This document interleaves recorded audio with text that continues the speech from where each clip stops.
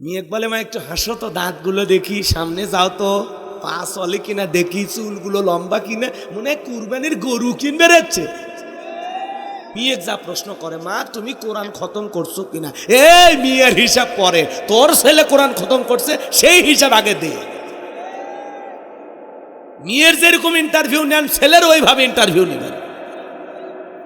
মেয়ে বলে মা একটু হাসো তো, দাঁতগুলো দেখি, সামনে যাও তো, পা চলে কিনা দেখি, চুলগুলো লম্বা কিনা, মনে হয় কুরবানির গরু কিনবে রেচ্ছে।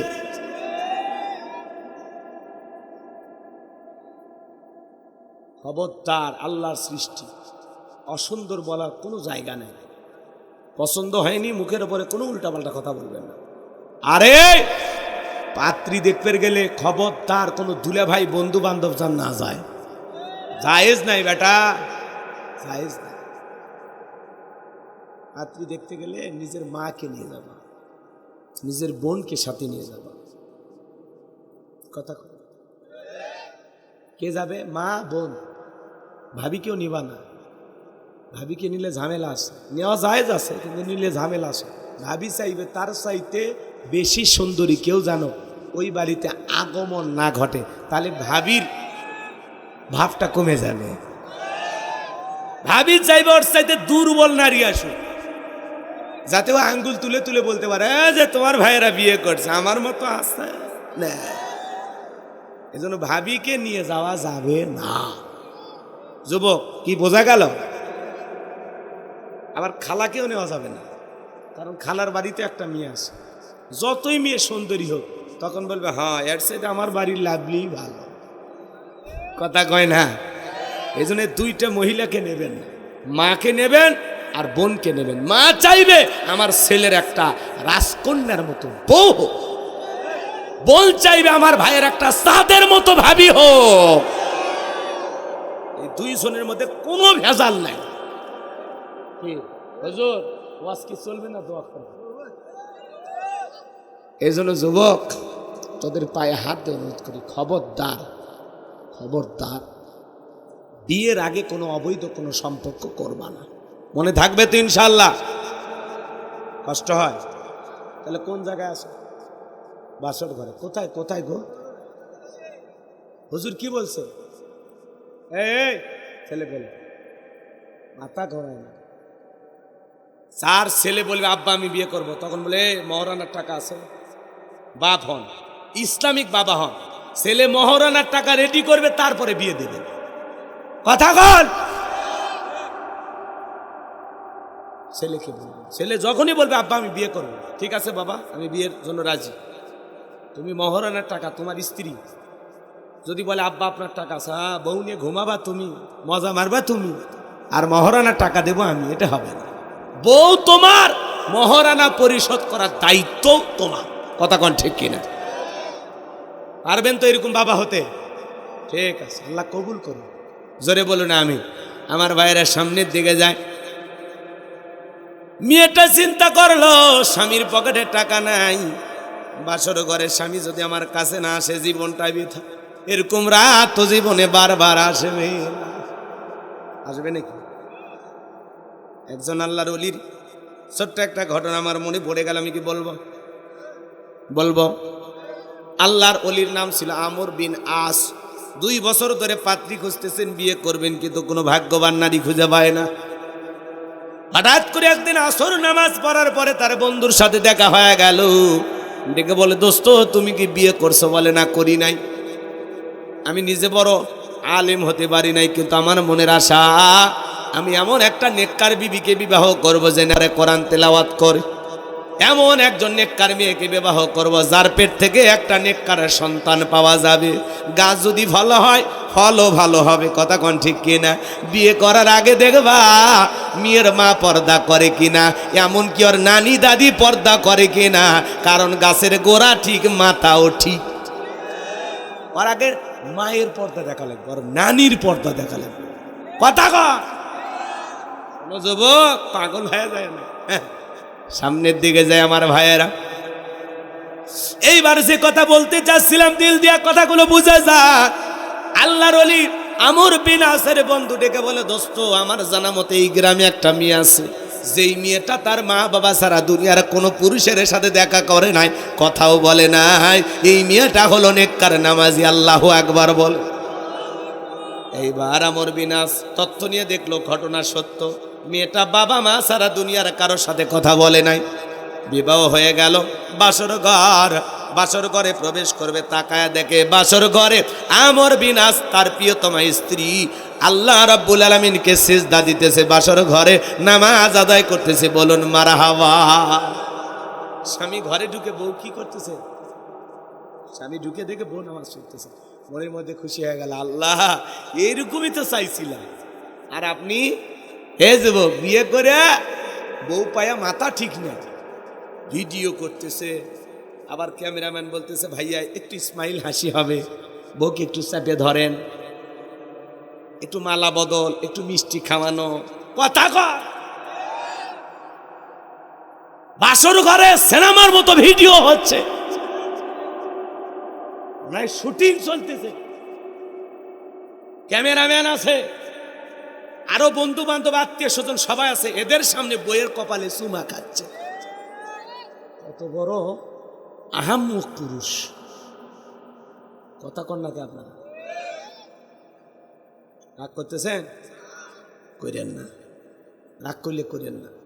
বউ পায়া মাথা ঠিক নাই, বাসর ঘরে ঢুকে একটা ক্লিক করেছিল, ক্লিক সেলফি তুলে ফেসবুকে ছাড়ে। দোস্তরা উত্তর পাড়া লাকিকে দেন মোহর ফাঁকি দিয়া বিয়ে করে নিয়ে আসলাম, আজকে আমাদের জীবনের প্রথম রাত, দোয়া চাই রাতটা যেন ভালো কাটে। আর দেখো তো দোস্তরা আমার বউটা কেমন দেখা যাচ্ছে। এখন লাইক কমেন্ট শেয়ার শুরু হয়ে গেছে। যারা নিজের বইয়ের ছবি ফেসবুকে ছাড়ে এর চাইতে ছোট লোক আর কেউ নেই। এর রুচিতে সমস্যা। এই বউ হলো পার্সোনাল জিনিস, পাবলিসিটি করার জিনিস না, এটা ঢেকে রাখার জিনিস, খুলে দেখানোর জিনিস না। কথা বলেন কি হুজুর, জায়েজ আছে? তাহলে বইয়ের ছবি ফেসবুকে ছাড়ে তারা, হিরো আলমের মতো রুচি যাবে। কথা কন না কে? আচ্ছা হিরো আলম শিল্পী, নায়ক, আর সিয়ারার সাথে যায় এগুলো, কিন্তু মানুষ তাও মহব্বত করে। এমনও লোক আছে তাই আমি হিরো আলমের পাগল ভক্ত। কি বলবেন, এটা কি বুঝাবেন? কিচ্ছু বলার আছে? দেশটা এরকম। রাগ করতেছেন মনে হয়। আমর বিনাশ বউ বাসর করে নামাজ আদায় করতেছে, দেই কেমনটা ভরে গেল। এইবার নামাজ শেষে যখন স্বামী স্ত্রী দেখা হয়ে গেল, সালাম আদান প্রদান হয়ে গেল, মনটা আরো খুশি হয়ে গেল। এইবার ঘোমটা তুলে যখন বইয়ের চেহারার দিকে তাকাইছে, এক নজর দেখা ঘর থেকে দৌড়া বের হয়ে আসছে, আর ঘরে ঢোকে না। বউ এইবার চিন্তা করলো স্বামীর সাথে তো কোনো বেয়াদবি করি নাই, সালাম কালাম হয়েছে, কোনো বেয়াদবি করি নাই, আমার চেহারাটা দেখে কেন আমার স্বামী দৌড় মারলো? দেখি তো আমার স্বামীটা গেল কোথায়। এক পা দুপা করে দরজার কাছে এসে তাকায় দেখে স্বামী বাড়ির বারান্দায় দাঁড়িয়ে আছে। এইবার ডেকে বলে, স্বামী আমি শুনেছি আপনি নাকি অনেক বড় আল্লাহর ওলি, আজকে আমার জীবনের প্রথম রাত, বাসর রাত। জীবনে কোনোদিন কোনো পুরুষকে আমি দেখি নাই, জীবনে প্রথম আমি আপনাকে দেখেছি গো স্বামী। আপনি যদি আজকে আমার হক না আদায় করেন, যত বড় আল্লাহর ওলি হন, কঠিন কিয়ামতের ময়দানে আল্লাহর দরবারে আমি আপনাকে আসামি বানাবো।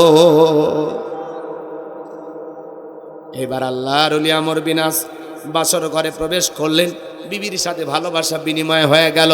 পরের দিন সকালবেলা ঘুম থেকে উইটা বউকে রেখে চলে গেল। এক দুই নয় 25টা বছর কেটে গেল, আর বইয়ের খবর নিল না। 25 বছর পরে তাদের জীবনের ঘটনাটা কোন দিকে মোড় নেয় আমি কি একটু বলবো? কারা কারা শুনবেন হাত দুইটা তুলে দেখান, লিল্লাহে তাকবীর। হাত নামানোর ভাইয়েরা। তাহলে বাসর ঘরে বউ বলতেছে, আরে স্বামীর যদি টাকার লোভটা করি তাহলে তো আমার কাছে আসবে না, ভালোবাসবে না। ব্ল্যাকমেল কইরা যে বইয়ের কাছ থেকে মহারানার টাকাটা মাপ নিল, ফেরেশতারাকে ভিডিও করছে কিনা, লিখছে কিনা, দেখছে কিনা। এইবার বাজান স্ত্রী বাধ্য হয়ে বলতেছে, ঠিক আছে যাও মাফ করে দিলাম। এটা মাপ না, এটা মাফ হতে পারে। আপনি 50,000 টাকা দেন, দিয়ে 50,000 টাকা আপাতত কিছুদিন মাফ চান, যে সোনা 1 লাখ টাকা 50 দিলাম, আর বাকি 50 আমি পরে আস্তে আস্তে পরিশোধ করে দেব, আমাকে আপাতত মাফ করে দাও। এটা মাফ করবে, কিন্তু এক দেখায় 1 লাখ টাকা জীবনেও মাফ করেনি। আপনি আপনার বউকে কালকে জিজ্ঞাসা করেন, আপনার বউ সত্যি আপনাকে মন থেকে মাফ করেনি? যারা এখনো বইয়ের দেন মহারানা পরিশোধ করেন নাই, বইয়ের মহারানা আদায় করেন নাই, এখনো সময় আছে আদায় করেন, না হলে কিয়ামতের ময়দানে জিনাকার নারী পুরুষের কাতারে আপনাকে আল্লাহ দাঁড় করান। সাবধান, যতটুকু পারেন পরিশোধ করে দিয়ে বাকিটা মাফ চেয়ে নেন। আল্লাহ বোঝার তৌফিক দান করুক। জোরে বলুন আমিন।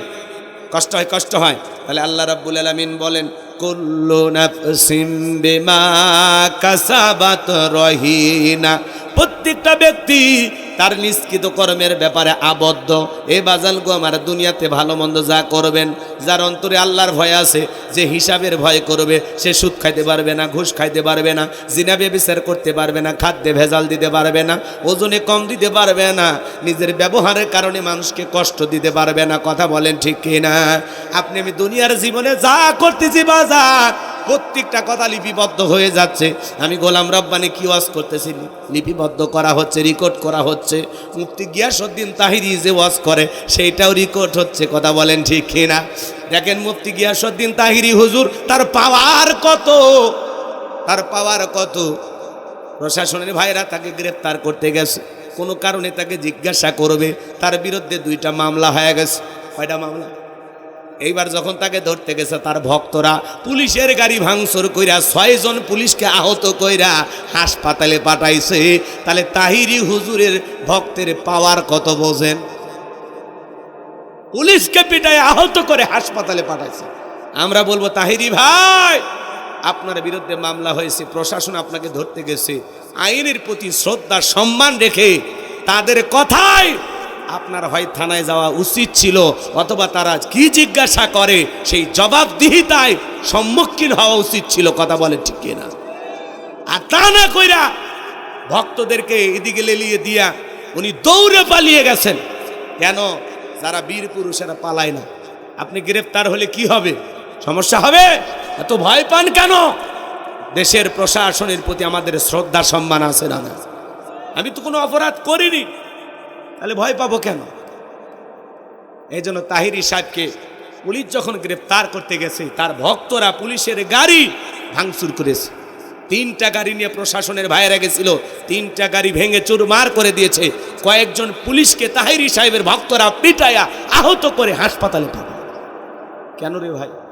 পুলিশের গায়ে কেন হাত দেবেন? কথা বলেন না কেন? তাহিরি সাহেব অবশ্যই গ্রেফতার হবে।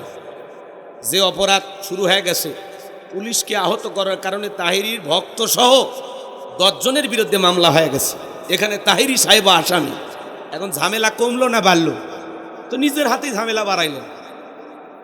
প্রত্যেকটা চ্যানেলে নিউজ প্রচার হচ্ছে, ইসলামিক বক্তা তাহিরিকে গ্রেফতার করতে গিয়ে তার ভক্তের হাতে মার খাইলেন পুলিশ। চিন্তা করা যায় ভক্তের পাওয়ার কত? আমাকে পুলিশ ধরতে আসে, আমি চলে যাব, আমি তো অপরাধ করি না। কথা বলেন না কেন? তাহিরি সাহেব আপনারা চেনেন না? কি সুন্দর বলেন, বসেন বসেন, বসে যান। এমন কোনো বিয়ের বাড়ি নাই, ডিজে পার্টি নাই যেখানে তাহিরি সাহেবের গান বাজে না। কথা বলে ঠিক কিনা? ওনাকে আল্লাহর কণ্ঠ দিয়েছে, একটা চমৎকার কণ্ঠ। ওই কণ্ঠ দিয়া কোরআন সুন্নাহর হক কথা যদি তুলে ধরতেন, তার জনপ্রিয়তা আরো বেড়ে যেত। কথা বলে ঠিক কিনা? এই করে জিকিরের নামে লাফালাফি, উল্টা পাল্টা। আল্লাহ যেন প্রিয় ভাইকে হেদায়েত দান করেন। জোরে বলুন আমিন। আর তার বিরুদ্ধে যে মামলাগুলো হয়েছে, আমার মনে হয় মামলার মুখোমুখি হওয়া দরকার। এভাবে ভক্তদের লেলিয়ে দিয়ে পুলিশকে পিটাইয়া কয়েকদিন আপনি বাঁচবেন? ঝামেলা আরো বাড়বে। পুলিশকে খেপাইলে সমস্যা আছে না নাই ভাই? এই জন্য কথায় আছে, ওই যে কি যেন একটা বলে না, বাঘে ধরলে কত খা, পুলিশে ধরলে কত খা। এইরকম আপনি পুলিশের গায়ে আপনার ভক্ত কেন হাত দিলে? আপনি আরো পুলিশকে হেফাজত করবেন, ভক্তদেরকে বলবেন, এই আমার জন্য দোয়া করো, আমি থানায় গেলাম। বীর পুরুষ। কথা ঠিক কিনা? আপনি পুলিশ ধরতে গেছে সেই ভয়ে দৌড়ে পালিয়ে গেলেন, আর এদিকে আপনার ভক্তরা প্রশাসনের ভাইদের গাড়ি ভাঙলো, তাদেরকে পিটাইলো। এইটা কেন ঘটলো? আর তাহিরি সাহেবকে এভাবে ধরতে গেছেন প্রশাসনের ভাইয়েরা, কেনই বা ধরতে গেলেন? কি মামলা, কতটুকু কি, আমরা তো কিছুই জানি না। তো এই জন্য আমরা বলবো, যদি তার নির্দিষ্ট কোনো অপরাধ থাকে সে কারণে আপনারা জিজ্ঞাসা করতে পারেন, কিন্তু এইভাবে খামাখা কোনো ঝামেলার তৈরি হোক আমাদের দেশে আমরা চাই না। কথা বলেন ঠিক কিনা? রাগ করতেছেন মনে হয় আমার ভাইরা? তাহলে তাহিরি সাহেবকে গ্রেফতার করতে গেছে, থানার প্রশাসনের ভাইদেরকে দেখে পুলিশের ভয়ে তাহিরি সাহেব দৌড়ে পালিয়ে গেলেন। আর ভক্তরা কি করলো? গাড়ি টাড়ি ভেঙে দিল, প্রশাসনের ভাইদের গায়ে হাত দিয়া ঝামেলাটা আরো বেশি বাঁকাইছে। কথা বলে ঠিক কিনা? এরকম করা যাবে না, আলেমদের হওয়া লাগবে সাহসী। তাহিরি ভাই মঞ্চে বড় বড় কথা বলেন, সাহস তাহলে আপনার গেল কোথায়? কথা বলেন না কেন? সাহস থাকা লাগবে, বাস্তবতার মুখোমুখি লড়াই করতে শেখা লাগবে। কথা বলে ঠিক কিনা? দৌড়ে কেন পালাবেন? আপনার তো অপরাধ নাই। দৌড়িয়েও যদি পালিয়ে প্রমাণ করেন যে না আমি সত্যি অপরাধ করেছি, কোথায় যেন মাহফিলের অনুমতি নাই, কি যেন একটা ঝামেলা, এগুলো নিয়ে তার বিরুদ্ধে একটা মামলা হয়েছে আমরা যতটুকু শুনেছি। আমার ভাইয়েরা, আল্লাহ পাক যেন সমস্ত বিশৃঙ্খলা থেকে বাংলাদেশের উপরে শান্তি নাজিল করেন। একটু জোরে বলেন না আমিন। মুফতি গিয়াসউদ্দিন তাহিরি সাহেবের ভক্তরা দেখবেন হেলিকপ্টার দিয়ে তারা নিয়ে আসে। সেদিন এক মাহফিলে আমাকে মঞ্চে দেওয়ার আগে কিছু প্রতিপক্ষের ভাইরা এসছে, তারা গল্প করতে করতে এক সময় বলতেছে, হুজুর আমরা তাহিরি সাহেবকে দাওয়াত দিছি, একটা হাফিজি মাদ্রাসা। তো আমি বললাম, ভাই গত বছরে আপনাদের মাহফিল আমি করলাম, এইবার তাহিরি সাহেবকে দাওয়াত দিছে, ভালো মাশাআল্লাহ। হুজুর দাওয়াত দিছি কি সাদে লোক যেন বেশি হয়, উনি কি ওয়াজ করে না করে ওটা আমাদের দেখার বিষয় নয়। আমরা চাই তাহিরি সাহেব আসলে লোক বেশি হবে, শ্রোতা বেশি হবে, এই জন্য দাওয়াত দিয়েছি। আর হুজুর তো আসবে হেলিকপ্টারে, দেখছেন? হেলিকপ্টার দিয়ে বক্তা নিয়ে আসে। তাহলে তাহিরি সাহেবের ভক্ত আছে না? না। তার ভক্তরা আবার ফেসবুকে লিখতেছে, তাহিরি সাহেবের কিছু হলে জ্বলবে আগুন ঘরে ঘরে। এই জন্য তো ভক্তরা পুলিশকে পিটাইছে। এই ভক্তদের সাহস পরীক্ষা করা দরকার। কথা কন না কেন ভাইয়েরা আমার? প্রশাসনের গায়ে হাত দেবেন না। আমাদের প্রশাসনের প্রতি শ্রদ্ধা সম্মান রাখার দরকার আছে না নাই?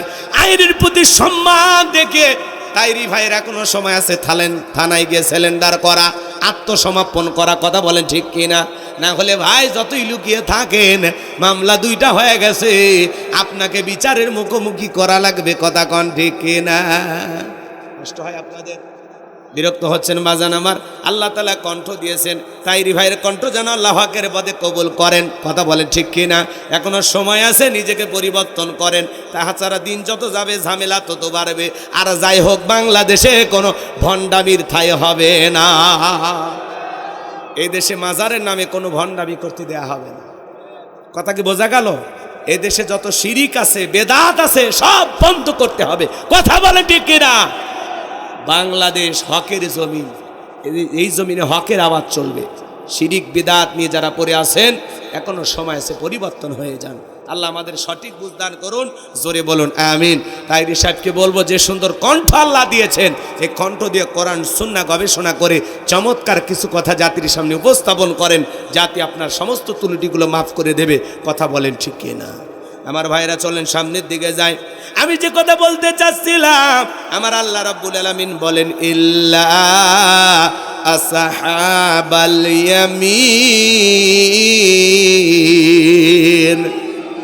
ডানপন্থী যারা জান্নাতি তারা, ডান পাশে যারা থাকবে তারা নিরাপদ। আল্লাহ রাব্বুল আলামিন বলেন, ওয়া কুনতুম আজওয়াজান সালাসা ফাআসহাবুল মাইমানাতি মা আসহাবুল মাইমানা ওয়া আসহাবুল মাশআমাতি মা আসহাবুল মাশআমা ওয়াস-সাবিকুনাস সাবিকুন উলাইকাল মুকাররাবুন।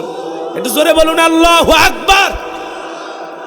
সূরা ওয়াকিয়ার ভিতরে আল্লাহ তাআলা জানিয়ে দিলেন, কঠিন কিয়ামতের ময়দানে মানুষকে আল্লাহ তাআলা তিন শ্রেণীতে ভাগ করবে। এর মধ্যে ডান পাশে যারা থাকবে, ডানপন্থী যারা, জান্নাতি তারা। ডান পাশে যারা থাকবে তারা থাকবে নিরাপদ। এজন্য মুসলমান হওয়া লাগবে ডানপন্থী। কথা বলেন ঠিক কিনা?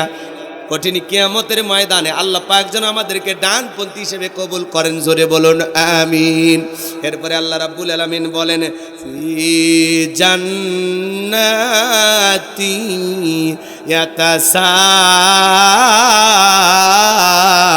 ইয়াতাসাআলুন। আরেকটু জোরে বলেন আল্লাহু আকবার। আমার আল্লাহ রাব্বুল আলামিন বলেন ফি জান্নাতি ইয়াতাসাআলুন।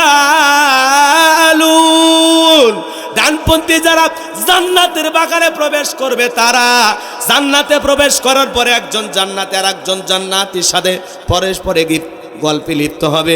একজন জান্নাতি আর একজন জান্নাতীর সাথে গল্প করবে, বলুন সুবহানাল্লাহ।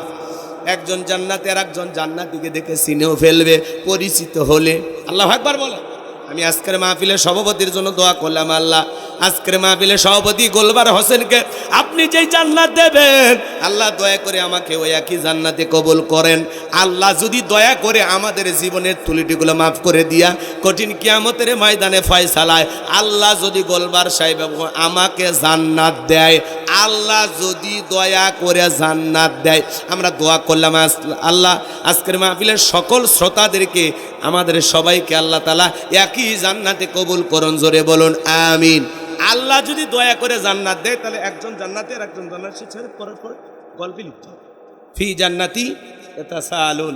তারা জান্নাতের বাগানে প্রবেশ করবে এবং একে অপরের সাথে গল্পে লিপ্ত হবে, পরস্পরে জিজ্ঞাসাবাদ করবে, একে অপরের সাথে আলোচনা করবে। সুবহানাল্লাহ বলেন।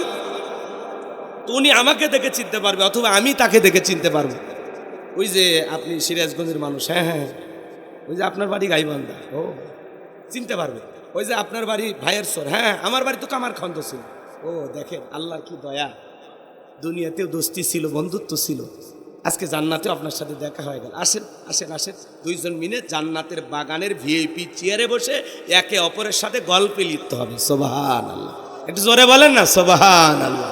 এবার শোনেন শোনেন, দিল দিয়া কথাগুলো শোনেন। অনেকে ভাবতেছেন হুজুর দোয়া করলে জান্নাত, পাশাপাশি এত সহজ। আল্লাহ নবী মুসা আলাইহিস সালাম আল্লাহকে ডেকে বলেন, আল্লাহ আমারে কি জান্নাত দেবেন? আমার আল্লাহ ডেকে বলে, পয়গম্বর অবশ্যই আমি আল্লাহ তাআলা আপনাকে জান্নাত দেব। পৃথিবীর সকল নবীরা জান্নাতি, সুবহানাল্লাহ। এবার মুসা আলাইহিস সালাম ডেকে বলে, আল্লাহ জান্নাতে আমার প্রতিবেশী কি হবে? জান্নাতে আমার পাশের ফ্ল্যাটে কে থাকবে? একটু জানতে মনে চায়। সুবহানাল্লাহ বলবেন না? কষ্ট হচ্ছে আপনাদের? বিরক্ত হলে বলেন দোয়া করে দিই, নাকি তাহেরি সাহেবের কথা বলাতে মন খারাপ? আমি তাহেরি সাহেবের মোহাব্বত করি, তার কণ্ঠটাকে আমার ভালো লাগে। ওই কণ্ঠটা হকের পথে যদি চালু করতেন, এই যে লাফালাফি জিকির, হ্যাঁ এই যে নানান ধরনের তিরিংবিরি, একটু ফিরে আসলেই ভালো কথা বলে, ঠিক কিনা? কতটুকু কি হবে এটা আল্লাহ ভালো জান, ওনার তকদিরে যেটুকু আছে সেটুকুই হবে। ওই যে আগে বললাম, কর্মের ফল তো ভোগ করাই লাগবে। আমি যদি খারাপ কিছু করে থাকি সেটারও ভোগ করা লাগবে, আর ভালো কিছু থাকলে সম্মান তো থাকবে, কথা কোন ঠিক কিনা? এই দিক খেয়াল করেন, দিল দিয়া কথাগুলো বোঝার চেষ্টা করবেন বাজান গো আমার। আল্লাহর নবী মুসা আলাইহিস সালাম ডেকে বলে, আল্লাহ জান্নাতে প্রতিবেশী কে হবে জানতে বড় মনে চায়, কারণ প্রতিবেশী যদি ভালো হয় বসবাস করে শান্তি পাওয়া যায়। আমাদের মাঝে মাঝে দেখবেন এলাকায় ঝুট ঝামেলা লেগে থাকে, এক প্রতিবেশী আর এক প্রতিবেশীর রাস্তা বন্ধ করে দেয়, কাঁটা দিয়া বেড়া দিয়া বলে আমার সাথে ঝগড়া করে আমার বাড়ির উপর দিয়ে হেঁটে যাবি, বন্ধ করে দিলাম, এখন মাথার উপর দিয়া যা। এরকম ঝগড়া করে কি না ভাই? একটু বাড়ির পাশ দিয়ে পানি নেমে যায়, ওখানে গর্ত খুঁড়ে রাখে, বলে আমি পানি নামতে দেব না। একজন মুসলমান হয়ে আর একজন মুসলমানের রাস্তা বন্ধ করে দিচ্ছেন, পানি নামবে সেটা বন্ধ করে দিচ্ছেন। আপনি মুসলমান, কিসের মুসলমান? কথা বল না আপনারা, এই জমিনের মালিককে আপনি এত অহংকার করেন, মানে আপনি তো ভাড়াটিয়া, দাদা ছিল নাই, বাবা ছিল নাই, আপনি আজকে বড়াই দেখাচ্ছেন, আপনিও থাকবেন না মিয়া, কথা কর। সম্পদের বড়াই। একবার পাবনা ওয়াজ করতে গেলাম, একজন বলে হুজুর এইদিকে আমার চাচা, মাঝখানে যা দেখতেছেন আমার বড় আব্বার, এই পাশে সব আমার আব্বার, এই এলাকাতে আমাদের বংশের সব লোকের জমি, এই এলাকায় আর কারো জায়গা নেই, কারো জায়গা নেই, সব সম্পত্তি এলাকার আমাদের, আমরাই মালিক, আমরাই। আমি তখন বললাম, ভাই সত্যি সব আপনাদের, এখানে কারোই কিছু কয় না? ও হুজুর বুঝতে পারছি আপনি কি বলতেছেন, চলেন 1 মিনিট হাঁটা লাগবে। এটা যা বলতেছে হুজুর, এই যে দেখেন এ এলাকার আল্লাহর কোনো জমি নাই, আমরাই 10 শতক জমি আল্লাহ দিছি, দিয়ে মসজিদ বানাচ্ছি।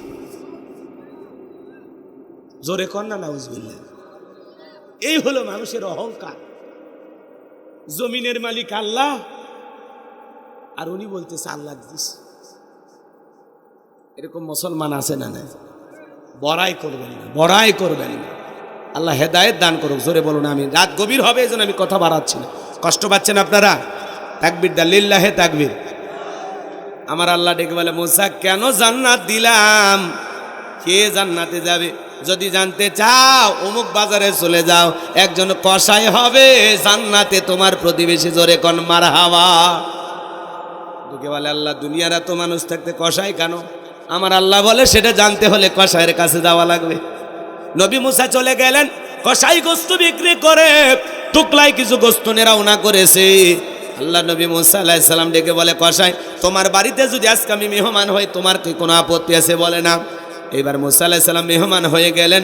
কসাইয়ের বাড়িতে যাওয়ার পরে কসাই সুন্দর করে গোস্তগুলো রান্না করে একটা বাটির মধ্যে গোস্ত নিয়া কিছু উঠি নিয়া, আমার ভাইয়েরা, তার জনম দুঃখের মা চোখে দেখতে পারে না, অন্ধ মায়ের মুখে খাবার তুলে তুলে দিচ্ছেন। সুন্দর করে মারে খাওয়ানোর পরে আহারে নিজের পরনের কাপড় দিয়া মায়ের মুখটা মুছে দিলেন। এইবার দুঃখিনী মা 2টা হাত তুলে দোয়া করে বলে, আল্লাহ আমার ছেলেটা আমার এত সেবা করে, এত খেদমত করে, আল্লাহ আমার ছেলের ওপরে আমি বড় খুশি। ও আল্লাহ, আমি দোয়া করি এই জামানার নবী মুসা যেই জান্নাতে থাকবে, আমার ছেলেটাকেও তুমি ওই একই জান্নাতে কবুল করে নিও। চিৎকার মেরে বলুন মারহাবা। এবার নবী মুসা আলাইহিস সালাম কাছে যখন কসাই চলে আসলেন, দেখে বলে, মহিলা দোয়া করলো কে? বলে, আপনি মন খারাপ করবেন না, ওইটা আমার মা প্রতিদিন দোয়া করে, আল্লাহ যেন জামানার নবী মুসার সাথে আমার একই জান্নাত দেয়। আপনি বলেন, কই জামানার নবী মুসা আর কই আমার মতো সামান্য কসাই, আল্লাহকে এই দোয়া কখনো কবুল করতে পারে? নবী মুসা ডেকে বলে, কসাই রে, আমি বললাম জামানার নবী মুসা, তোমার মায়ের দোয়া আল্লাহ কবুল করেছেন। আল্লাহ নিজে জানিয়ে দিয়েছেন, আমি যেই জান্নাতে থাকবো সেই জান্নাতের পাশের ফ্ল্যাটে আল্লাহ তোমাকেও জায়গা করে দিয়েছে, শুধুমাত্র তোমার মায়ের দোয়ার কারণে। আল্লাহু আকবার। মায়ের খেদমত করার কারণে একজন কসাইকে আল্লাহ যদি মুসা নবীর সাথে জান্নাত দেয়, সেই মায়ের খেদমত করা দরকার আছে না? না। এক সাহাবী মায়ের খেদমত করত, এই জন্য আল্লাহ তাআলা ওই সাহাবীর কণ্ঠটা এত পছন্দ করতেন, জান্নাতের ভিতরে এই সাহাবীর কণ্ঠের তেলাওয়াত শোনা যেত। সুবহানাল্লাহ, একটু জোরে বলেন। এই জন্য বাজান, পিতা মাতার খেদমত করা লাগবে। মা বাবা দোয়া করলে কপালটা খুলে যাবে। যুবকরে, বুলেট মারলে বুলেট মিস হতে পারে, কিন্তু মায়ের দোয়া কখনো মিস হবে না। কথা বলে ঠিক কিনা? এই জন্য আল্লাহ বলেন, ওয়াকাদ রাব্বুকা আল্লা তা'বুদু ইল্লা ইয়্যাহু ওয়া বিল ওয়ালিদাইনি ইহসানা। আল্লাহ বলেন, আমার ইবাদত করো, আমার গোলামি করো, আমার ইবাদতের সাথে কাউকে শরীক করো না। আমার ইবাদতের পর তোমাদের দায়িত্ব হলো মাতা পিতার খেদমত করা, তাদের সাথে উত্তম আচরণ করা, ভালো ব্যবহার করা। এই জন্য যুবক, তোমাদের পায়ে হাত দিয়ে অনুরোধ করে বলা যায়, খবরদার খবরদার, কোনোদিন মা বাবার মনে কষ্ট দিও না রে যুবক। মা বাবার চাইতে আপন কেউ নাই দুনিয়াতে। সবাই ভালোবাসে স্বার্থের কারণে, মা বাবা ভালোবাসে নিঃস্বার্থভাবে। ওই মা বাবার মনে কখনো কষ্ট দেওয়া যাবে না। কোন কোন যুবক পিতামাতার খেদমত করে তাদের মুখে হাসি ফুটায় জান্নাত অর্জন করতে চাও, 2টা হাত তুলে আল্লাহকে দেখা। আল্লাহ তাআলা আমাদের সবাইকে পিতামাতার খেদমতকারী সন্তান হিসেবে কবুল করুন। জোরে বলুন আমিন। আর একটু জোরে বলুন আমিন। পিতামাতার খেদমত করবেন তো ইনশাআল্লাহ। হাত নামান। অনেকে ওঠা বসা করতেছেন 2-1 জন। এই বললেন 12টা, 1টা, 2টা, 3টা ফজর, কি আবেগ গেছে। মা বাবার খেদমতের কথা বলে অনেকে রাগ করে, উঠে চলে যায়। এ ভাই, আজকে 95% পরিবারে মা বাবা হলো অবহেলিত, লাঞ্ছিত, বঞ্চিত, নিগৃহীত। কথা বলে ঠিক কিনা? এই দুঃখের কষ্টের কথা মা বাবা দুনিয়ার কারো কাছে বলতে পারে না। এই জন্য যুবক, বইয়ের ভালোবাসা বইয়ের কাছে, মায়ের ভালোবাসা মায়ের কাছে, ব্যালেন্স করে চলতে হবে। কারো প্রতি অবহেলা করার সুযোগ নেই। একটা হলো জননী, আর একটা হলো জীবন সঙ্গিনী। কথা বলে না কেন? একটা হলো তোমার বাচ্চার মা, আর একটা হলো তোমার মা। তোমার যে তোমাকে জন্ম দিছে, কেমনে পারিস মায়ের সাথে খারাপ ব্যবহার করতে? যুবক, তোর কলিজায় কি কাঁপে না? কেমনে মারে গালি দিতে পারিস? কেমনে?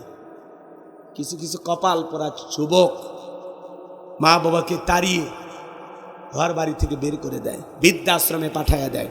যারা মা বাবাকে বাড়ি ঘর থেকে তাড়িয়ে দিয়েছে, ও নিজের ভাগ্য থেকে জান্নাতকে আলাদা করেছে। কথা বলে ঠিক? মা 10 মাস 10 দিন গর্ভে ঠাই দিয়েছে, প্রসবের যাতনা সহ্য করেছে, 2-2.5 বছর মুখের দুধ পান করেছে, নিজে না খায়া আমাদের মুখে খাবার তুলে দিয়েছে। সেই মানুষটির নাম হলো মা। এক অক্ষরের একটি শব্দ মা। মনে হয় দুনিয়ার সব মধু একটা নামের মধ্যে আছে। কোনো দিন ফেলায় দেয়নি। অসুস্থ ছিলাম, গলা টিপে মারে নাই, বরং তাহাজ্জুদ পড়ে দোয়া করে বলেছিল, আল্লাহ আমার কলিজার ধনটা অসুস্থ, মালিক দুনিয়ার ডাক্তার ঔষধ সব তো খাওয়াইতেছি, কেন জানি ভালো হয় না, আল্লাহ আমার ছেলেটারে ভালো করে দাও। আমি মায়ের হায়াত নিয়ে বলেও আমার ছেলেটারে তুমি বাঁচায়া দাও। এই ভালোবেসে যে মা দোয়া করেছিল, কেমনে পারো রে যুবক সেই মায়ের মনে কষ্ট দিতে? আল্লাহ বলেন, ওকুল্লাহুমা কওলান কারীমা, মা বাবার সাথে সম্মান সূচক আচরণ করো, বিনয়ী হও, নম্র ভদ্র হয়ে কথা বলো। আজকে আমরা বন্ধুর দাম বুঝি, মা বাবার দাম বুঝি না। জোড়াতালি দাও বন্ধু এসে বাড়িতে ভিআইপি খানা খায়া যায়, পাশের বাড়িতে মা বাবা থাকে, তাদের ভাগ্যে এক প্লেট ভালো খাবার জোটে না। কথা বলে না, নিজে দামি খাবার খায়, পাশে আপন ছোট ভাই বসবাস করে, তার ঘরে এক প্লেট খাবার যায় না। বন্ধুর দাম বুঝি। এক শিক্ষিত লোকের গল্প পড়েছিলাম, বাড়িতে অনেক ভিআইপি খাবার দাবার হয়েছে, একটা তোর কপালত লাত্তি আর গুড়ি, মরার পরে ফেরেশতারা বাইরে ফুটে করবে ভুরি, জাহান্নামে হবে তোর বসত বাড়ি। আল্লাহ রাসূল বলেছেন, হুমা জান্নাতুকা ওয়া নারুকা, তোমার পিতা মাতাই তোমার বেহেশত, তোমার পিতা মাতাই তোমার দোজখ। হে যুবক, সেই মা বাবার মনে কখনো কষ্ট দেওয়া যাবে? বৃদ্ধ বয়সে বাবার একটু চা, বাবার একটু ঔষধ, এটুকু দিতে পারলো না। তোমারে 22 বছর 25 বছর এই বাবা মাথার ঘাম পায়ে ফেলে স্কুলে পড়াইছে, কলেজে পড়াইছে, মাদ্রাসায় পড়াইছে, ভুলে গেলি অতীতের কথা? পিকনিক কার টাকা দেখাইছিলি মনে নাই তো? তোর শরীরের সুন্দর সুন্দর জামা কে কিনে দিয়েছিল? এই বৃদ্ধ বাবা। আজকে ভুলে গেলি শীতের দিনে বাবার একটা কম্বল কিনে দিতে পারিস না, শীতের দিনে বাবার শরীরে এক সেট জামা কিনে দিতে পারিস না। অথচ যখন শীতের মৌসুম আসতো, মা বাবাকে বলতো, ও মুখের বাবা আমার ছেলে শীতের পোশাক লাগবে, আমার সন্তানটার কষ্ট হয়।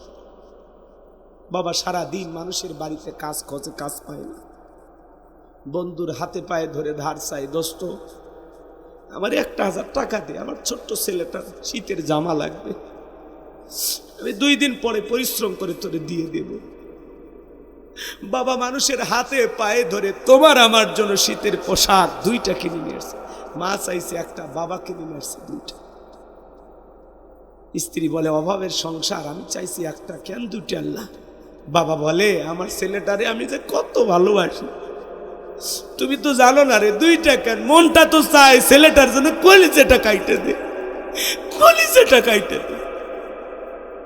আজকে সেই মা বাবাকে আমরা কষ্ট দিই, আমাদের চাইতে বড় বেঈমান, আমাদের চাইতে বড় স্বার্থপর আল্লাহর দুনিয়াতে আর কেউ হতে পারে না। ওই বাবা নিজে সেরা কাপড় পরে থাকতো, আমাদেরকে ভালো পোশাক পরায় রাখতো, আমরা স্কুলে যাব, মাদ্রাসায় যাব, মানুষ যেন বলতে না পারে। আজকে সেই মা বাবা আমাদের কাছে অবহেলিত। যুবক, মা বাবা দোয়া করলে তকদিরটা খুলে যাবে। রিক্সা চালক, ভ্যান চালক থেকে আল্লাহ কোটিপতি বানায়া দিবে। আর মা বাবা যদি বদদোয়া অভিশাপ দেয়, কোটি টাকার মালিককে আল্লাহ ফকির বানায়, রাস্তার ভিক্ষুক বানায় সারবে। এই জন্য খবরদার, মা বাবার মনে কখনো কষ্ট দিও না। আমি এই শেষ বেলায় তোমাদের পায়ে হাত রাখলাম, আমার দুইটা হাত তোমাদের পায়ে রাখছি। যুবক, হাত তুলে ওয়াদা দাও, কোনো দিন মা বাবার মনে কষ্ট দিবা না, কোনো দিন না। আজকের পর থেকে কোনো দিন চোখ রাঙাবা না, কোনো দিন গালি দিবা না, কোনো দিন খারাপ ব্যবহার করবা না। মা বাবা কষ্ট পায় এমন ব্যবহার কোনোদিন করবা না। আল্লাহ আমার যুবক ভাইদের হেদায়েত দান করুন। আজকের মাহফিল হেদায়েতের ওসিলা বানায় দেন। জোরে বলেন না আমিন। আমার ভাইয়েরা, মা কি যে নিয়ামত, কি যে নিয়ামত। রাত 2টা 1টার দিকে ফোন দেন, ফোন ধরে। বউরে ফোন দিলে ধরেন, যদি পরে জিজ্ঞাসা করা হয় কেন ধরল না, কই ঘুমাইছিলাম। আর মারে ফোন দেন, বলে বাবা বয়স হয়ে গেছে, ঘুম আসে না, তোর টেনশন হয়, বাইরে থাকস, কি করো না করো, কখন ফোন দাও। মা কারে বলে, মা কারে বলে। আল্লাহ আমাদের হেদায়েত দান করে। এটা জোরে বলেন আমিন। রক্তে ভাসিয়া যাতনাই কাঁদিয়া আনলে মাগো আমায় এই দুনিয়ায়, তোমার ঋণ আমি কি দিয়ে শোধায় মাগো, তোমার ঋণ আমি কি দিয়ে শোধায়। দেখেছি পৃথিবীতে প্রথম মায়ের মুখ, পেয়েছি ভালোবাসায় পূর্ণ মায়ের বুক। বলতে পারি না কথা, মা বোঝে আমার ব্যথা, বলতে পারি না কথা, মা বোঝে আমার ব্যথা। তাই তো রেখেছো মা বুকেতে জড়াই, তোমার ঋণ আমি কি দিয়ে শোধাই মাগো, তোমার ঋণ আমি কি দিয়ে শোধাই। কখনো গভীর রাতে উঠলে আমি কেঁদে, বুকে মা শক্ত করে রাখতো আমায় বেঁধে। তোমার ওই দুধের দাম কে দেবে প্রতিদান, এই দুনিয়ায় মাগো আজ মেলে নাই। তোমার ঋণ আমি কি দিয়ে শোধাই মাগো, তোমার ঋণ আমি কি দিয়ে শোধাই। বিদেশে সন্তানের যদি বিপদ হয়, দুঃখিনী মায়ের অন্তর কবু কান্দা কয়। কোথায় আছো মাওলায় আমার, খুলে দাও দয়ার দুয়ার, আদরের মানিক আমি বুকে ফিরে চাই। তোমার ঋণ আমি কি দিয়ে শোধাই মাগো, তোমার ঋণ আমি কি দিয়ে শোধাই। রক্তে ভাসিয়া যাতনাই কাঁদিয়া আনলে মাগো আমায় এই দুনিয়ায়, তোমার ঋণ আমি কি দিয়ে শোধাই মাগো, তোমার ঋণ আমি কি দিয়ে শোধাই। তো জোরে কন্যা মার হবা। থাক, আর আলোচনা না, বাকি আয়াত থাক। হুজুর কি বলে, এরা যে কথা দেশের কথাই কয়, চলবে। লিল্লাহে তাকবীর। এই আওয়াজ 5 মিনিট জোরে দেন, লিল্লাহে তাকবীর। তাহলে মায়ের দোয়ার কারণে মুসা নবীর সাথে একটা কসাই যদি জান্নাতে যায়, সেই মায়ের দোয়ার পাওয়ার আছে না? না। আমি হুজুর দোয়া করলে কবুল হইতেও পারে, নাও হইতে পারে, কিন্তু মা দোয়া করলে কবুল হবে, গ্যারান্টি আছে না? নাই। এই জন্য দুনিয়াতে পীর সাহেব খুঁজে লাভ নাই। সন্তানের জন্য সবচাইতে বড় পীর হলো মা বাবা। মা বাবার দোয়া নাও। জীবনে সফল হতে চাইলে, আজ পর্যন্ত জীবনে যত মানুষ সফল হয়েছে, পেছনে মা বাবার দোয়া আছে। কথা কয় না? সে মা বাবার দোয়া নিতে রাজি আছে তো ইনশাআল্লাহ আল্লাহ কবুল করুন। ডক্টর মিজানুর রহমান আজহারি বলেন, আর আমির হামজা বলেন, আর গোলাম রব্বানী বলেন, আর আল্লামা মামুনুল হক বলেন, আর আল্লামা সাইদি বলেন। এই যে দুনিয়াতে এই মানুষগুলোর নাম আপনারা শুনতেছেন, সারা দুনিয়ার মানুষ এদের নাম জানে। কেন? মা বাবার দোয়ার কারণে। কথা বলে ঠিক কিনা? পিতামাতা দোয়া করেছে, আল্লাহ সম্মানের জায়গায় বসাইছে। ডক্টর মিজানুর রহমান আজহারি ভাই আগামী 27শে ডিসেম্বর কক্সবাজার পেকুয়াতে মাহফিল দিয়ে বাংলাদেশে আবারও নতুন করে 4.5 বছর পরে কোরআনের মাহফিলে আবারও তাফসীর প্রোগ্রাম শুরু করবেন। আল্লাহু আকবার বলেন। আল্লাহ পাক যেন প্রিয় ভাইকে আগের চাইতে আরো বেশি সুন্দরভাবে দাওয়াত দেওয়ার তৌফিক দান করেন। এদেশে কোটি কোটি তার ভক্ত, যুবকেরা তার ওয়াজ বলতে পাগল, কথা বলেন ঠিক কিনা? আমাদের প্রিয় মানুষ, প্রিয় মুফাসসির, প্রিয় দিনের দায়ী, আমাদের প্রিয় ভাই ডক্টর মিজানুর রহমান আজহারীকে আল্লাহ পাক সুস্থতার সহিত নেখায়াত দান করুন, তার কণ্ঠকে সারা বিশ্বের জন্য কবুল করুন। জোরে বলুন আমিন। আমরা কোরআনের পাখি আল্লামা সাইদি হুজুরকে হারিয়েছি, মিজানুর রহমান আজহারী ভাইকে আল্লাহ পাক যেন সাইদি সাহেবের যোগ্য উত্তরসূরি হিসেবে কবুল করেন। একটু জোরে বলুন আমিন। তার কথার ভিতরে কিন্তু পরিষ্কার কিছু তথ্য পাওয়া যায় এবং চমৎকার আলোচনা করে। কি কণ্ঠ, কি চেহারা, যেমন চেহারা তেমন কণ্ঠ, কি নাই, এত সুন্দর লাগে, কথা বলেন ঠিক কিনা? এরকম হাজার হাজার মিজানুর রহমান আজহারীর দরকার বাংলাদেশে, কথা বলেন ঠিক কিনা? আল্লাহ কবুল করুন। জোরে বলুন আমিন। মুফতি আমির হামজা ভাই মাঝে মাঝে অসুস্থ হয়ে যাচ্ছেন, 3 বছর জালেমের জেলখানায় বন্দী ছিল। আমার ভাইটার জন্য আপনারা দোয়া করবেন। আল্লাহ পাক যেন আমাদের প্রিয় মুফতি আমির হামজা ভাইয়ের কণ্ঠকে দ্বীনের জন্য কবুল করেন। জোরে বলুন আমিন। সুস্থতার সহিত নেখায়াত দান করে। জোরে বলুন আমিন। একদিন আমরা থাকবো না, আমাদের কণ্ঠ থাকবে, আমাদের আওয়াজ থাকবে, কথা বলেন ঠিক কিনা?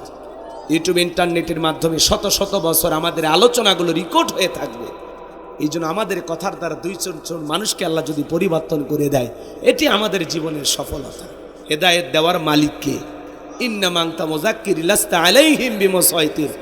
নবী গো, আপনার কাজ হলো মানুষকে উপদেশ দেওয়া, কাউকে লাঠিচার্জ করে পিটাইয়া দিনের পথে আনার দরকার নেই। আমাদেরও কাজ হলো উপদেশ দেওয়া। কে গ্রহণ করবে কে করবে না সেটা তার ব্যক্তিগত ব্যাপার। আল্লাহ যেন সবাইকে আমলের নিয়তে কথাগুলো শোনার তৌফিক দান করেন। জোরে বলুন আমিন। তাহলে মায়ের দোয়া নেব তো ইনশাল্লাহ, বাবার দোয়া নেব তো ইনশাল্লাহ। বাবা হলো বটবৃক্ষ আর মা হলো আপন মাতৃত্বের ছায়া। এই দুইটা মানুষকে যাবে না কখনো ভোলা, কথা বলেন ঠিক কিনা? আমার ভাইয়েরা, এইবার জান্নাতীরা পরস্পরে গল্প করতে করতে আল্লাহ রাব্বুল আলামিন সেই কথা বলেন, ফি জান্নাতি ইয়াতাসাআলুন। তারা জান্নাতের বাগানে প্রবেশ করবে, একজন জান্নাতি আর একজন জান্নাতির সাথে পরস্পরে গল্প লিখতে হবে। জান্নাতিরা গল্প করতে করতে তাদের দৃষ্টি চলে যাবে নিচের দিকে। তারা তাকায় দেখবে নিচের দিকে জাহান্নামের আগুন দাউ দাউ করে জ্বলতেছে। ওই জাহান্নামের আগুনে হাজার হাজার মানুষকে জ্বালানো হচ্ছে, পোড়ানো হচ্ছে। কিছু মানুষকে দেখে তারা চিনতে পারবে এবং তাদেরকে প্রশ্ন করবে। জান্নাতীরা জাহান্নামীদেরকে প্রশ্ন করে বলবে, আনিল মুজরিমিন, হে অপরাধীরা, মা সালাকাকুম ফি সাকর, কোন অপরাধে সাকর নামক জাহান্নামে আসছো? হে অপরাধীরা, তোমাদেরকে দেখে চিনা চেনা মনে হয়। সিরাজগঞ্জ জেলায় বাড়ি ছিল, পাশাপাশি আমরা ছিলাম। আজকে আমি জান্নাতে, তুমি কেন জাহান্নামে? একই গ্রামে বসবাস করতাম, আজকে আমি জান্নাতে, তুমি কেন জাহান্নামে? দুনিয়ার জীবনে তোমরা কি এমন অপরাধ করেছো? ওই জাহান্নামীদেরকে যখন বলা হবে, আনিল মুজরিমিন মা সালাকাকুম ফি সাকর, হে অপরাধীরা, কোন অপরাধের কারণে এই সাকর নামক জাহান্নামের আগুনে জ্বলতেছো? তোমরা দুনিয়ার জীবনে কয়টি অপরাধ করেছো? কি কি অপরাধ? এইবার ওই জাহান্নামের আগুনে যারা জ্বলবে, পূর্বে ওই জাহান্নামে যারা অপরাধী বান্দা থাকবে, তারা তখন বলবে, দুনিয়ার জীবনে আমাদের অপরাধ ছিল 4টি। জোরে বলেন কয়টি? আরো জোরে বলেন কয়টি? 4টি অপরাধের 1 নাম্বার অপরাধ তারা স্বীকার করে বলবে, ক্বালু লাম নাকু মিনাল মুসাল্লিন।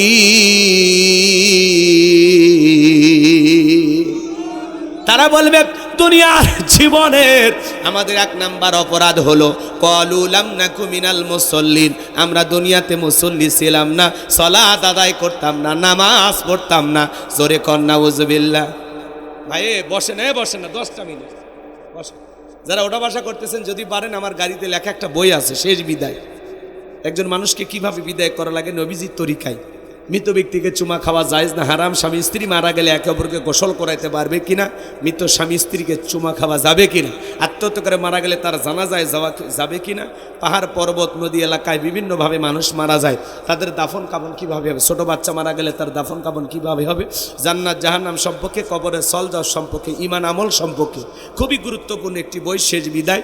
যদি পারেন আপনারা নিয়ে যাবেন। ৭৬ পৃষ্ঠাতে বইটা, 2টা গজল লেখা আছে, আমার মাদ্রাসার ঠিকানা, মোবাইল নাম্বার সব দেওয়া আছে। যদি পারেন স্মৃতি হিসাবে নিয়ে যাবেন। এই যে পাশেই গাড়ি রাখা আছে, ড্রাইভারের কাছ থেকে আপনারা নিয়ে যাবেন, 50 টাকা হাতিয়ে দিয়ে। কষ্ট হলো? আমার কথাকে রাগ করলেন আপনারা? যুবক, এগুলো তো কিনবা না তোমরা। কেন উপন্যাস? প্রেম কেন কাদায়, যৌবনের মৌবনে অভিশাপ্ত রাত, মিলন হবে কতদিনে, তোর মরণের পরে। এগুলো আজে বাজে উপন্যাস কিনলে চরিত্র ধ্বংস হয়ে যাবে। কথা বলে ঠিক কিনা? এ যুবক, প্রত্যেকটা মুসলমানের ঘরে যেন একটা সিরাত গ্রন্থ থাকে। নবীজির জীবনের শুরু থেকে শেষ পর্যন্ত প্রত্যেকটা মুসলমানকে জানার দরকার আছে না নাই? জোরে বলেন, দরকার আছে না নাই? আচ্ছা, আপনারা কি ঘুমাইছেন? আমি কি দোয়া করব? 4টি অপরাধের 1 নাম্বার অপরাধ, তারা বলবে ক্বালু লাম নাকু মিনাল মুসাল্লিন। তারা বলবে দুনিয়ার জীবনে আমরা মুসল্লি ছিলাম না, সালাত আদায় করতাম না, নামাজ পড়তাম না। মসজিদে আজান হয়েছে, কিছু মানুষ মসজিদে প্রবেশ করেছে চোখের সামনে। আমি ক্ষেত খামার নিয়ে ব্যস্ত ছিলাম, মসজিদের সামনে কোদাল ঘাড়ে করে নিয়ে জমিতে চলে আসছি। মসজিদের সামনে আমি হেঁটে চলে আসছি, মসজিদের পাশে আমার বাড়ি ছিল। আজান দেওয়ার পরে উত্তর পাড়া থেকে আব্দুল খালেক এসে মসজিদে নামাজ পড়েছে, আব্দুল সালাম নামাজ পড়েছে, কিন্তু আমি কপাল পরা মসজিদের সাথে বাড়ি হওয়ার পরেও মসজিদে যাই না। বলবে কামারখন্দ বাজার আমাদের দোকান ছিল, আজান দেওয়ার পরে আপনি দোকানদারি বন্ধ করে মসজিদে গেছেন, আর আমি দুনিয়ার লোভে পইরা দোকান খুলে বসেছিলাম। সেদিন যদি আমিও দোকান বন্ধ করে আপনার সাথে মসজিদে যাইতাম, তাহলে আজকে আমাদেরকে এইভাবে জাহান্নামের আগুনে জ্বলা লাগতো না। কথা বলেন না কেন? কিছু দোকানের সামনে লেখা থাকে নামাজের বিরতি, দোকানদার নামাজে আছে, এই কথাগুলো দেখলে ভালো লাগে। এজন্য আজান দেওয়ার সাথে সাথে দোকানদারি বন্ধ করে, মাঠের কাজ বন্ধ করে আল্লাহকে সেজদা দেওয়ার দরকার আছে না নাই? আপনি জমিনে কাজ করতেছেন, মসজিদে আসতে আসতে অনেক সময় লাগবে, ঠিক আছে, ওই জায়গায় কাদা পানিতে ওযু বানায়া জমির আইলে দাঁড়াইয়া ওই জায়গায় সালাত আদায় করেন, নামাজ মাপ নাই। আপনি ওযুহাত দেন না, এখন 3-4 দিন জমিতে ওই যে ধান লাগাবো, এই 4-5 দিন নামাজ পড়ার দরকার নেই। ওরে বাবা, 4-5 দিন আজকে জমির পানি নিয়ে জমিতে ধান লাগানি লাগবে, হুজুর হাতে আজকের 5 ওয়াক্ত মা। কে বলেছে ভাই? কোন হুজুর বলছে? মহিলাদের মাপ আছে, পুরুষের মাপ আছে? গো আছে, মাপ আছে? মাপ নাই। মাঝে মাঝে অনেক ভক্ত এসে কয় হুজুর সেলফি একটা প্লিজ, আগে নামাজ পড়ো আমার সাথে। তখন বলতে হুজুর আমার শরীর ঠিক নেই। আমি তখন বলি মহিলাদের এই রোগ তোমাদের কবে পার হইলো? কয় হুজুর এই রোগ সেই রোগ না, পেশাব করে পানি নেই। যেই মুসলমানের সন্তান বলবে আমি পেশাব করে পানি নেইনি, ওর চরিত্র আর কুকুরের চরিত্র এক। কুত্তাও পেশাব করে পানি নেয় না, ওই মুসলমানও পানি নেয় না। কুকুর আর এর মধ্যে কোনো পার্থক্য? কুকুরও পেশাব করে টপ টপ করে পরে, এরও পেশাব করে টপ টপ করে পরে, লুঙ্গি মেকে যায়, প্যান্ট মেকে যায়, আর আতরের মতো সুগন্ধি বের হয়। কি কয়?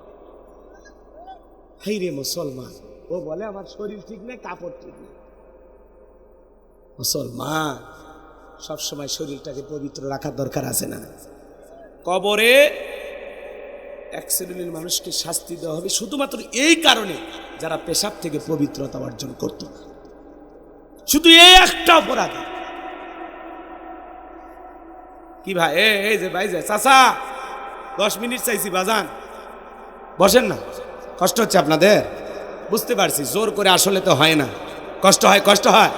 খালি মসজিদটা সুন্দর বানাইলে হবে না, ওখানে সালাত আদায় করে আমাদের জীবনটাও সুন্দর করার দরকার আছে না নাই? হ্যাঁ, নামাজ পড়বেন তো ইনশাল্লাহ। তাহলে তারা বলবে ক্বালু লাম নাকু মিনাল মুসাল্লিন। আমরা দুনিয়াতে মুসল্লি ছিলাম না, আমরা ক্ষেত খামার নিয়ে ব্যস্ত ছিলাম, ব্যবসা নিয়ে ব্যস্ত ছিলাম, দুনিয়াদারি নিয়ে ব্যস্ত ছিলাম। আমার চোখের সামনে মানুষ মসজিদে গেছে, আমি তাকায়া দেখছি। আমি বোট খেলা নিয়ে ব্যস্ত ছিলাম, মুরব্বী ডাকতো, এ যুবক, এ বাবা, এ খেলাধুলা বন্ধ করো, চলো না বাবা মসজিদে চলো। তখন বলে মুরব্বী আমাদের মতো বয়স থাকতে আপনি কি করেছিলেন? মুরব্বীর জবান বন্ধ, মসজিদে চলে গেল। এই যুবক এখন বলতেছে আজকে মুরব্বী জাগা মতো দিছি, তুমি মুরব্বী দাও নাই, তুমি নিজের দা নিজে দিছো। কথা কন নাকি আপনারা? মুরব্বীর কথা শুনে যদি মসজিদে যাইতা কপালটা খুলে যাইতো। কথা বলে ঠিক কিনা? এজন্য বাজার দুনিয়ার ব্যস্ততা পিছনে ফেলে শুধু মসজিদটা সুন্দর করলে হবে না, এই মসজিদে আমরা নিয়মিত সালাত আদায় করব ইনশাআল্লাহ। তারা বলবে আমরা 1 নাম্বার অপরাধ, আমরা দুনিয়াতে সালাত আদায় করতাম না, মুসল্লি ছিলাম না। ওদের 2 নাম্বার অপরাধ, ওরা বলবে ওয়ালাম নাকুনু তুইমুল মিসকিন।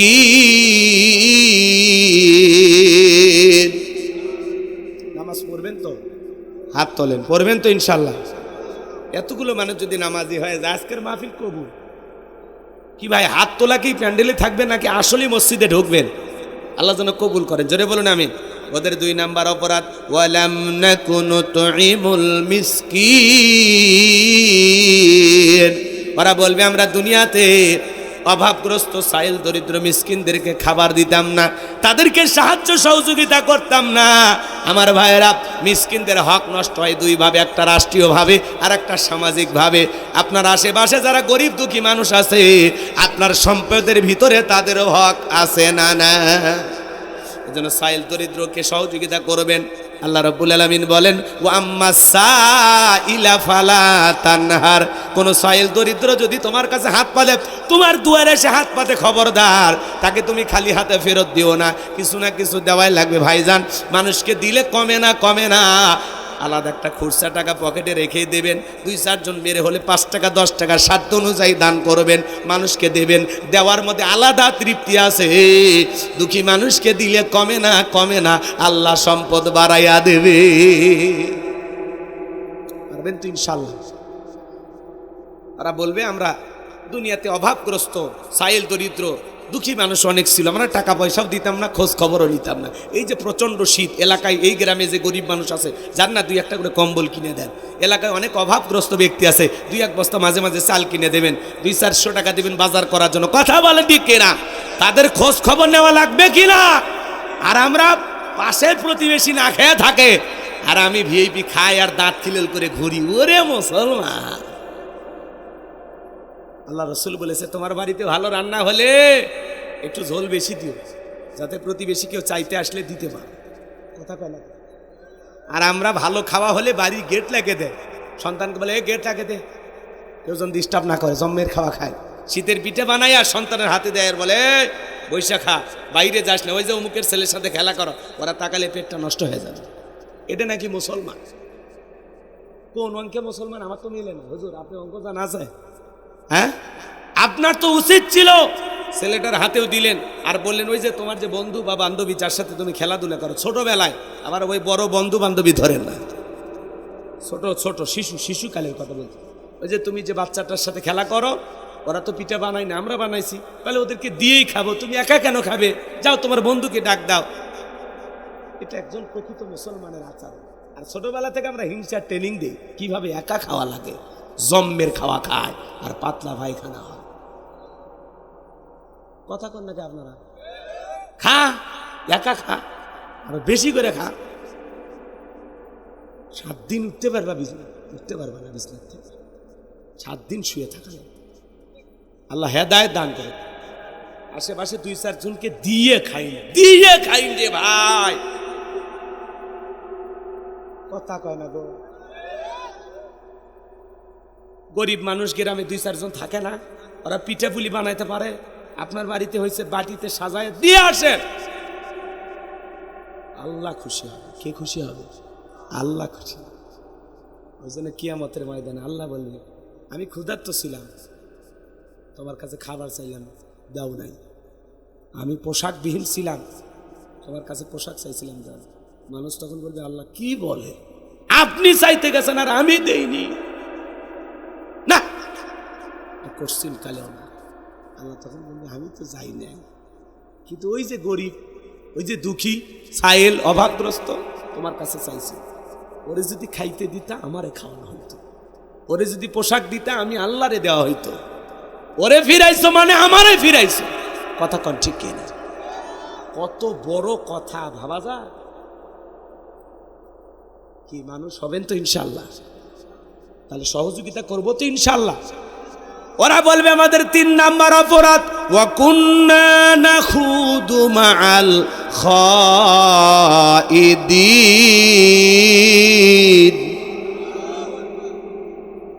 তাই বলে ওই যে নেতাদের মতো কম্বল দিয়ে ছবি ফেসবুকে ছাড়বেন, এগুলো করা হবে? হ্যাঁ, দেওয়া যায়।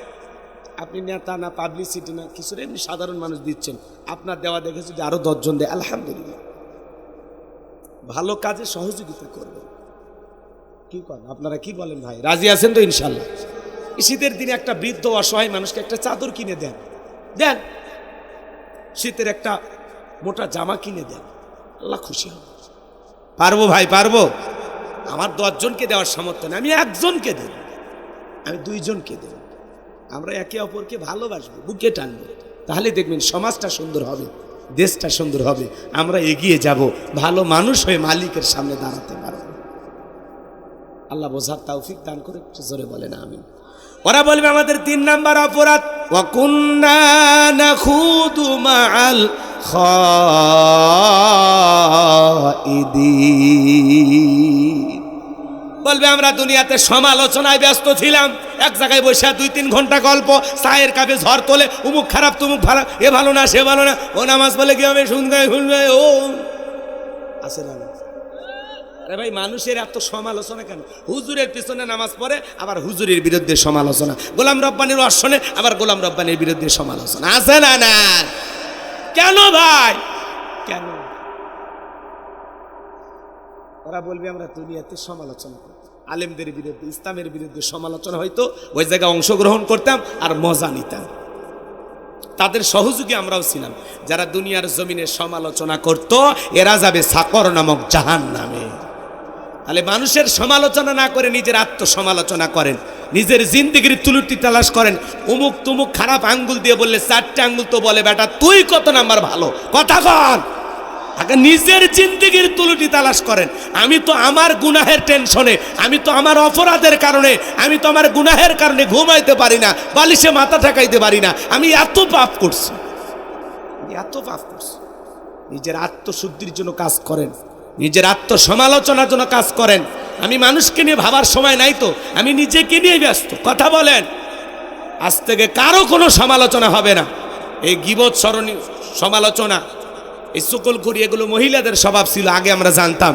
এখন 4 জন 5 জন পুরুষ এক জায়গায় হইলে পুরুষদের ভিতরে এটি ঢুকে গেছে। আপনি কি আপনার মৃত ভাইয়ের গোস্ত খাবেন? জোরে বলেন তো। যারা গীবত করে, এটা মৃত ভাইয়ের কি খায়? গোস্ত খায়।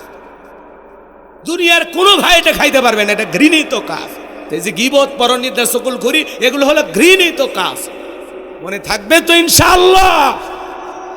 রাস্তা দিয়ে একজন মোটরসাইকেল নিয়ে যাচ্ছে, এটা বউ না মেয়ে না মা, অনুমান করে বলে জিনিস। এই যে ধারণা করলেন, এটা গুনাহ, এটা কবিরা গুনাহ। কথা কয় না ভাই? কেউ উপস্থিত নাই, তাকে নিয়ে আলোচনা করতেছেন, এটা কবিরা গুনাহ। আজ থেকে আমরা কারো সমালোচনা করব না ইনশাল্লাহ। জবানটাকে কন্ট্রোল করব তো ইনশাল্লাহ। মাংসমাতা নাজা, চুপ থাকলে আপনি নাজাত পাবেন। যত দুনিয়াতে কম কথা বলা যায় তত ভালো। পারবো তো ইনশাল্লাহ? আল্লাহ রসুল বলেছেন, তোমরা যদি 2টা জিনিস কন্ট্রোল করতে পারো, একটা হলো 2 চলের মাঝখানে থাকা নরম জিহ্বা, আর 2 উরুর মাঝখানে থাকা লজ্জাস্থান।